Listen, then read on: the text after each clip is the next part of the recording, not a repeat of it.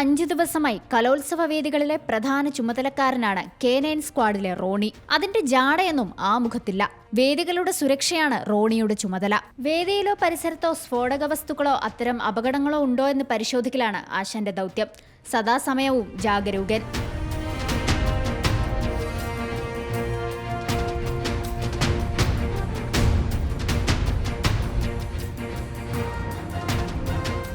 റാങ്കും ഗ്രേഡുമൊക്കെ ഇത്തിരി ഉയർന്നതാണെങ്കിലും മൈതാനത്ത് മറ്റ് പട്ടികൾ വന്നാൽ വർഗ സ്വഭാവം ഉണരും. ആശാൻ ഗൗരവക്കാരനാകുന്നതോടെ വന്നവർ വന്ന വഴി സ്ഥലം വിടും.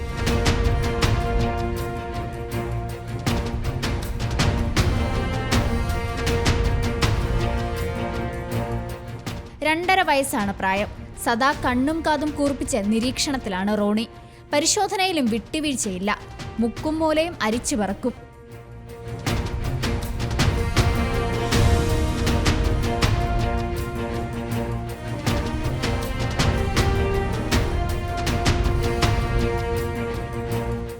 ഒരു വർഷത്തെ കഠിന പരിശീലനത്തിന് ശേഷമാണ് റോണി K9 സ്ക്വാഡിന്റെ ഭാഗമായത്.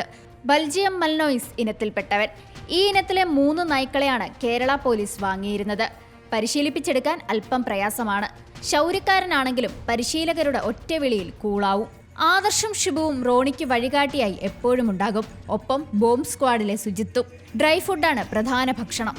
ആഴ്ചയിൽ 2 ദിവസം ഇറച്ചിയും എല്ലാ ദിവസവും 3 മുട്ടയും വീതം.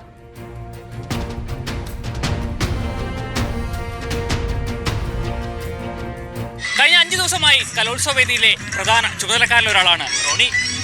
കലോത്സവ വേദിയിൽ നിന്നും രജീഷ് നരിക്കുനി, സിമലയാളം ന്യൂസ്, തിരുവനന്തപുരം. ഏറ്റവും പുതിയ വാർത്തകളും വിശേഷങ്ങളും വിരൽ തുമ്പിലറിയാൻ സി മലയാളം ന്യൂസ് എല്ലാ ഡിജിറ്റൽ പ്ലാറ്റ്ഫോമുകളിലും ലഭ്യം.